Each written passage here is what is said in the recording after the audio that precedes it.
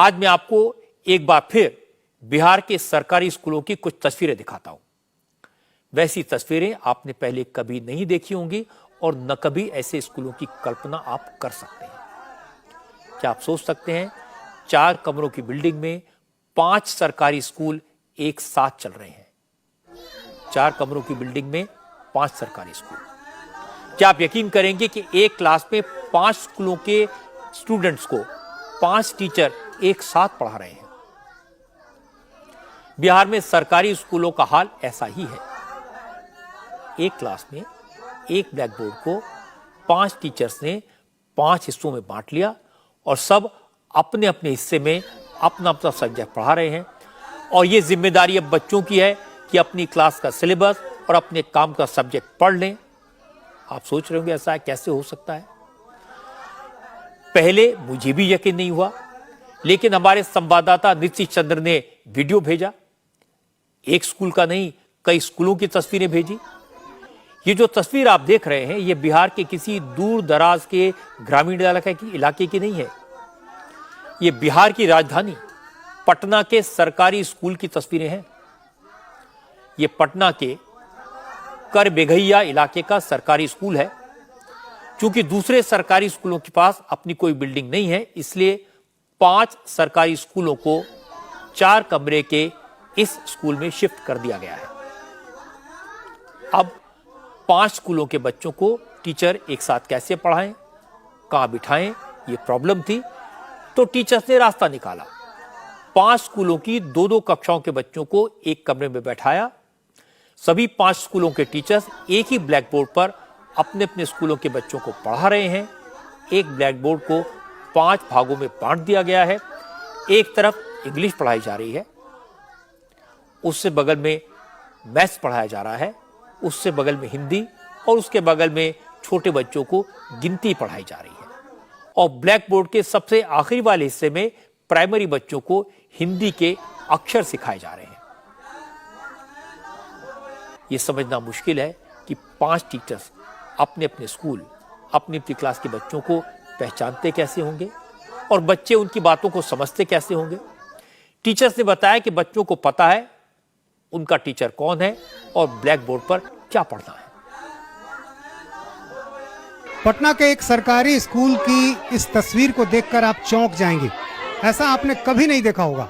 एक साथ 5 स्कूल के बच्चे एक कमरे में पढ़ रहे हैं और इसलिए ब्लैक बोर्ड पर आपको 5 टीचर एक साथ पढ़ाते हुए दिख रहे हैं। एक ब्लैक बोर्ड, 5 टीचर, 5 स्कूल के बच्चे। और आप देखिए, ये जो बच्चे आपको दिखाई दे रहे हैं, ये 5 स्कूल के बच्चे हैं, क्लास 1 और क्लास 2 के बच्चे। और ये सारे टीचर एक साथ पढ़ा रहे हैं क्योंकि कमरे कम हैं और 5 स्कूलों को एक साथ यहाँ चलाया जाता है।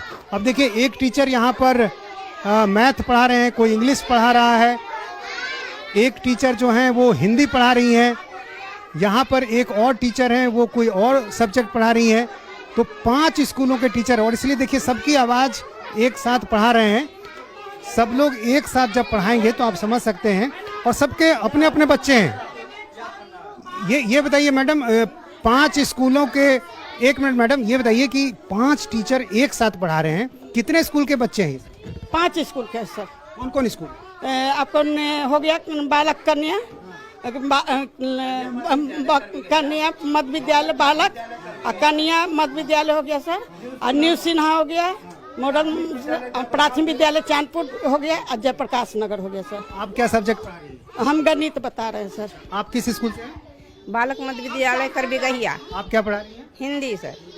आप क्या पढ़ा रही हैं? 1 2 गिनती। और सर आप? हम हिंदी में 2 अक्षर वाले शब्द पढ़ा रहे हैं। कि आप अपने अपने बच्चों को यहाँ सामने रखती हैं, कैसे पहचानती हैं?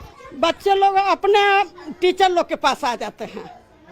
जिससे बच्चा लोग, हम लोग को पहले से जानकारी है कि मैडम मेरे हैं, वो बच्चा समझ रहे कि मेरी मैडम है, वो बच्चा समझ रहे कि मेरी मैडम है, वो बच्चा समझ रहे कि मेरे सर है। यानी बच्चे अपने अपने टीचर को देखते रहते हैं, उस तरह देखते रहते हैं। बैठे हैं सब एक साथ? जी बैठे हैं एक साथ। अपने टीचर को पहचानती हो? तुम्हारे स्कूल की टीचर कौन है? ये हाँ। कौन है टीचर? कमलावती मैम। अच्छा, तुम्हारी मैडम यही है? हाँ, कि दूसरी है? दूसरे कौन है? साक्षी मैम। पटना का ये सरकारी school chief minister Nitish Kumar और शिक्षा मंत्री प्रोफेसर चंद्रशेखर यादव के घर से सिर्फ 5 किलोमीटर की दूरी पर है। लेकिन चंद्रशेखर बाबू को सरकारी स्कूलों की हालत दिखाई नहीं देती। उन्हें तो पता ही नहीं होगा कि बिहार में बच्चे पढ़ने के लिए कैसी कैसी मुसीबतों का सामना करते हैं। हो सकता है यह रिपोर्ट देखकर उनके ज्ञान चक्षु खुल जाए। इस सरकारी स्कूल में 5 स्कूलों के कक्षा 1 से लेकर 8वीं तक के बच्चे एक साथ पढ़ते हैं। कमरे सिर्फ 4 जिनमें पढ़ाई होती है। इन्हीं कमरों में मिड डे मील बनता है, इसलिए एक तरफ बच्चे बैठते हैं, दूसरी तरफ खाना बनता है। क्लास में ही गैस सिलेंडर और चूल्हा रखा जाता है, वहीं खाना पकता है, वहीं रखा जाता है, वहीं परोसा जाता है। मतलब क्लासरूम भी किचन है, क्लासरूम ही भोजनालय है, जहाँ टीचर्स भी रहते हैं, बच्चे भी पढ़ते हैं, रसोइये भी काम करते हैं। सब अपना अपना काम कमरे के अपने अपने हिस्से में बड़े आराम से करते हैं। इससे भी ज्यादा हैरानी की बात यह है कि स्कूल में कोई टॉयलेट नहीं है। पहले एक टॉयलेट था, लेकिन उसका इस्तेमाल अब मिड डे मील के राशन को स्टोर करने के लिए किया जाता है। स्कूल की बिल्डिंग का हालत आप देख सकते हैं, खस्ता हाल है। चारों तरफ गंदगी है, मैदान में गड्ढे हैं जहां पानी भरा हुआ है, और पटना में इस वक्त डेंगू खूब फैला हुआ है।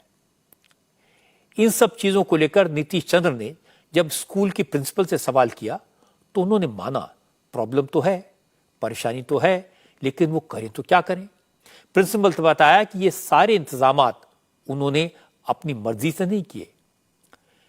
एजुकेशन डिपार्टमेंट के अफसर आए थे और शिक्षा विभाग के निर्देश पर यह सब हो रहा है।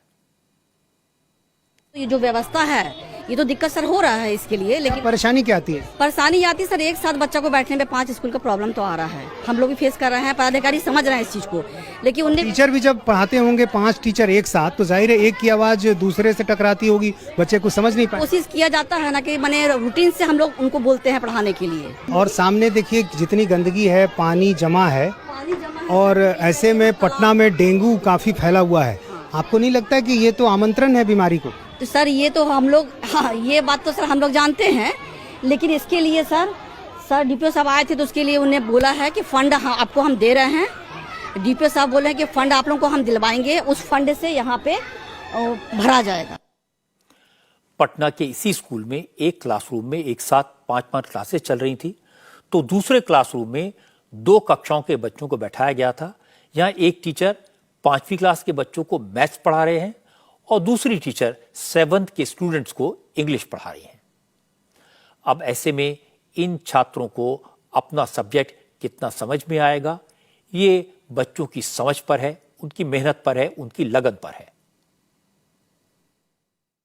मैडम ये बताइए कि यहाँ पर आप अभी क्या पढ़ा रही हैं? किस क्लास? इंग्लिश सर, किस क्लास के बच्चे को? 7th स्टैंडर्ड के लिए। तो क्लास 7 के बच्चों को मैडम पढ़ा रही हैं इंग्लिश, और दूसरी